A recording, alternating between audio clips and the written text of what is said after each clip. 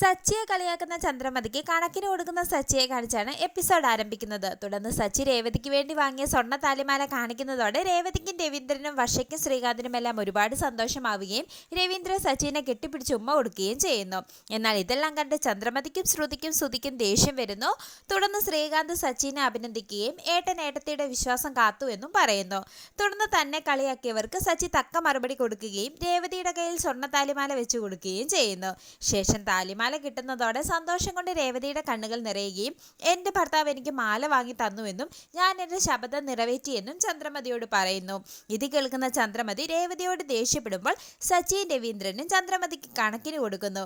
ശേഷം വട്ടിപ്പലിശക്കാരെ പോലെ പെരുമാറാതെ രേവതി ചേച്ചിയുടെ സ്വർണ്ണമൊക്കെ തിരികെ കൊടുക്കാൻ വർഷ ചന്ദ്രമതിയോട് പറയുമ്പോൾ എനിക്കിനി ആ സ്വർണം വേണ്ട എന്നും എൻ്റെ സച്ചിയേട്ടൻ എനിക്ക് വേണ്ടതെല്ലാം വാങ്ങിത്തരുമെന്നും രേവതി പറയുന്നു.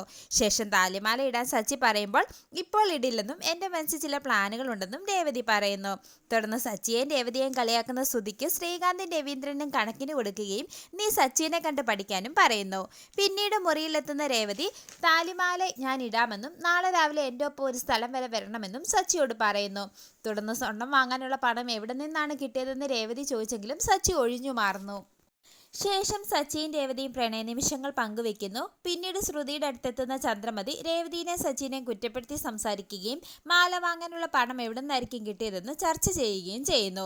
ശേഷം രേവതിയുടെ മുമ്പിൽ പിടിച്ചു നിൽക്കണമെങ്കിൽ നീ ഉടനെ തന്നെ 5 പവൻ്റെ ഒരു സ്വർണ്ണമാല വാങ്ങണമെന്നും അച്ഛനോട് അതിനുള്ള പണം അയച്ചു തരാൻ പറയാനും പറയുമ്പോൾ ശ്രുതി ഞെട്ടിപ്പോവുകയും ഒഴിഞ്ഞു മാറാൻ ശ്രമിക്കുകയും ചെയ്യുന്നു.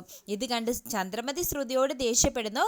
ശേഷം നിന്നെ കണ്ട ഒരു കോടീശ്വരിയുടെ ലുക്കില്ലെന്നും നീ വർഷനെ കണ്ട് പഠിക്കാനും എത്രയും പെട്ടെന്ന് മാല വാങ്ങണമെന്നും ചന്ദ്രമതി ശ്രുതിയോട് പറയുന്നു.